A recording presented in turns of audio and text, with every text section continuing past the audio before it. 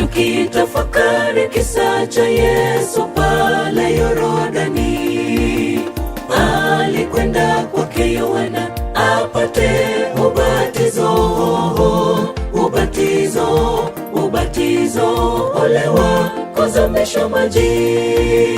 Tukitafakari kisa cha Yesu pale Yordani. Alikwenda kwake Yohana apate ubatizo, ole wako zamisha maji. Nasi tutasifu jina lake Bwana. Roho katimiza wa Kristo, tuweni tayari kwa kweli tuige mfano wake.